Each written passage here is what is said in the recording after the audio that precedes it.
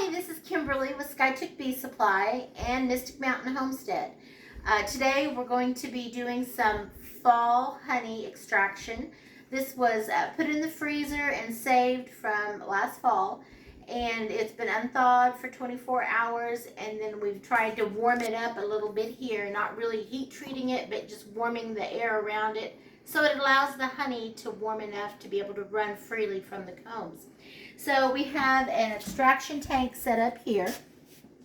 This is a frame of honey here that we've got, and so you can see how beautiful that honey is. So we've got a little place here that we set our frame, and then we use this honey uncapping knife, and we're going to just remove the caps just like this. And this is a good time for me to remind everybody, when you're putting your frames into your honey boxes for your bees to draw out, make sure that you space only 8 in a 10 frame box. We only put 8 frames in a 10 frame box, or 9 in a 10 frame box, I'm sorry. And that allows the bees to draw out beyond the wood, so it makes, when you go to uncap, it makes it so much easier. And as you can see here, we're trying not to cut the wood, but if it's down in next to the wood, there's ways that we can work around that as well. But here we are extracting. Get this all cut off. This one is not drawn out quite as much as I'd like for it to be, but it still come off pretty nicely. So the tip of the knife, that's why we use an extracting knife. It's got a little curve on it, and that allows us to get those caps that were down low and were hard to get with the knife. And then what's nice about this is it just rotates around, and then you can get the other side. And this one also, this side is not drawn out quite as far as I would like, but this is coming off pretty nice despite that. So this is darker honey because the bees are working fall flowers when they collected the nectar from this. And you can see I've cut into the wood just a little bit, but that will be filtered out as we run it through the extractor. Use the tip of the knife, get those cells that we're just wanting to get those cappings open so that the honey runs freely. So I'm going to take this and kind of rake off the excessive. And then now we're going to move this frame over into the extractor. There we go. So this is a 4-frame electric extractor that we're using today. I'm just going to set it down in there. It can lean forward. We're going to close this. And when you're using an extractor, of course, you always want to start off low. And do you guys rent these extractors out? I do. I have an extractor that I rent out from our bee supply shop for beekeepers because electric ones are expensive. And this allows beekeepers to extract their honey and not have to hand crank it. So we do rent out extractor. What's the time difference on doing an electric one versus hand crank? Oh, there's quite a bit more work goes into a hand crank. As you can see, we had to have it uncapped. We're putting it in. We're doing it slow. When you're hand cranking, you got to have someone there constantly doing the cranking for it. And it looks like it's doing. The thing I'm noticing, the first thing off the top, is that it's doing it at a steady speed. Because I've done a hand crank one before. Yes. And it slows down and speeds up, and so I've had a tendency with the comb just to break out of it because of this, the G-force on it. Right, yes. If you get to going too hard, too fast, and you've only started on one side, this extractor is not a radial. This one just takes it out of one side at a time. It uses centrifugal force. So the force is actually pushing the honey out of the side that's facing outward. It's slinging the honey against the outside of the barrel of the extractor. Let's see if we can see that in there. That sounds pretty cool. Oh, yep, sure can. You see it? Running down the sides of the barrel. Really cool. Now, I've got the barrel open. I wish you guys could smell this too. It smells amazing. It is a sweet aroma that hits and fills the air. So we're going to let this run for just probably 5 to 7 minutes on low on this one side. And then what we'll be doing is stopping the extractor, flipping the frame and then extracting from the other side, still at a low rate of speed. And then we're going to speed it up, let it clean out that last side done, flip it, and do it at a high speed on the reverse side again. So that will clean those out. So these frames, when we're working with them over here at the extraction decapping tank, those are heavy frames that we're picking up. They're so loaded with honey. But when we pull them... And they were shallow frames or deep frames? They're shallow, right? These are mediums. Mediums? Mm-hmm. Okay. Mediums. And they are pretty heavy. A few of these are not completely full. It's whatever the bees did extra. We made sure that the bees had plenty left for them for winter. But we're just going to probably go ahead right now. We'll slow this down and check this to see. So as you can see, it slows down. I'm going to lift it open and just kind of let it stop. So this gives you a chance to really see the honey running down the sides. Now, when it does smell wonderful. Okay, so we're going to see how this is doing. This side looks a lot different. Oh, yeah. And that's than the this outside. side. That was the outside. So we're going to go ahead and flip those around. Just like this. That was really fast, too. Yeah. Don't take too long.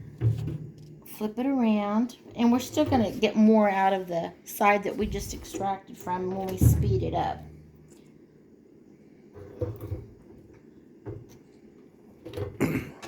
And then do you leave it open over here and just let it free run, or do you just... Yeah. I do, because I have had people forget to... I always tell people, just leave it open, have a bucket with a filtering system underneath it from the go. Because I've had some new beekeepers, their first time extraction, they're all nervous, and they forget to open it, and then honey starts building up and gets deep in there. Well, the bottom of the basket will whip that honey. It's hard on the extractor, and then you get this creamed honey that is basically just whipped with air, and it takes a long days for the air to settle out of it. Creamed honey is a thing, though, isn't it? Creamed honey is. It's very European. You know how to make creamed honey? I have made creamed honey, but that's not the correct way to make creamed honey and get it to keep. The cream, it will give it a creamed-like appearance because of the whipping it with the air. Right. Real creamed honey has butter in it, doesn't it? No. It doesn't? What does it have in it? It doesn't have anything in it other than finely crystallized honey that was whipped into it, and there's a big long process for that, and we might do a video on that at one point on how to make creamed honey.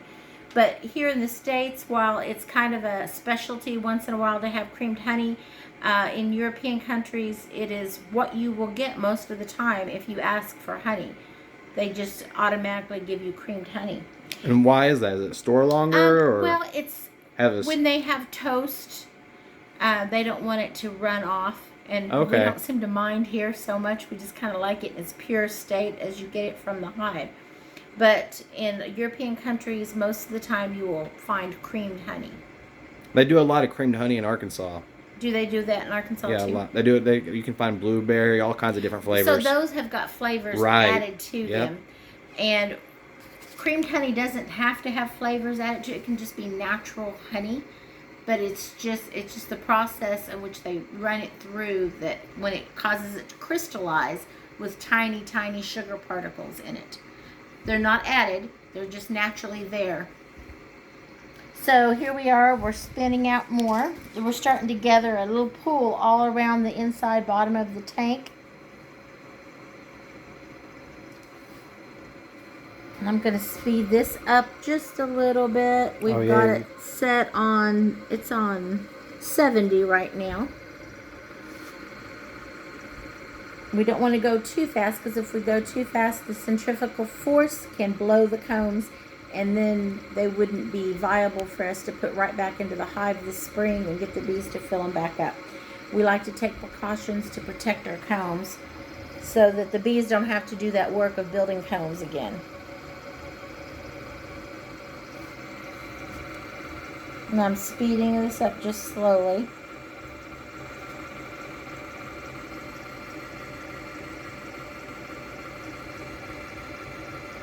Now, along with the honey that's coming out, there'll be some little pieces of wax. that are in the honey, but there's also pollen in that honey. And we have a filtration set up on the bucket. We don't ultra filter our honey. Ultra filtering is when you use a very fine screen to run your honey through.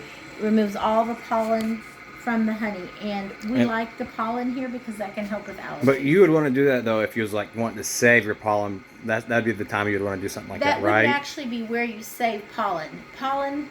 You could just get that straight from the pollen stores. Well, you would put a pollen trap on the hive to collect pollen. The pollen that, if the only time I wouldn't want to, that I would ultra filter, let me say it that way. The only time I would ultra filter is if I was going to enter my honey into the county fair or state fair. Then that's one of the things that they judge on. Is the purity of it? Is they want it crystal clear. I mean, it may have the golden hues or the dark hues, but they do want to be able to see through it. And that pollen causes it to be a little bit cloudier looking. Okay. Can't see through it. So the only one that I ever ultra filter is what I put in the fairs and state fairs and things like that for competitions. The honey that goes on our table, we want all the pollen in it just because it's healthier for us. So I'm speeding this up. I think the honey's just about ready to start pouring out. Oh, yep. Just about. I saw that it looked like it was... Oh, got the first drip. Drop. There we go. It's begun. That's great. I'm going to slow this down and flip it one more time.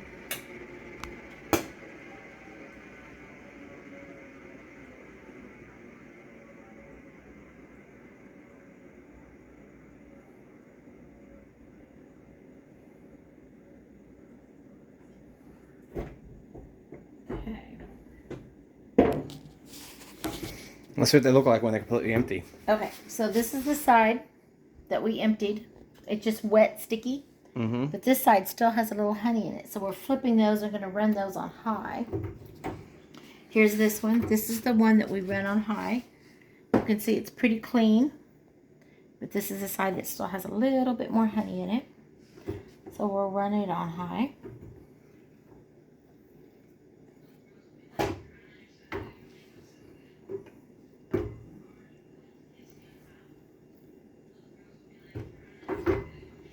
Okay, here we go. We're going to start off slow.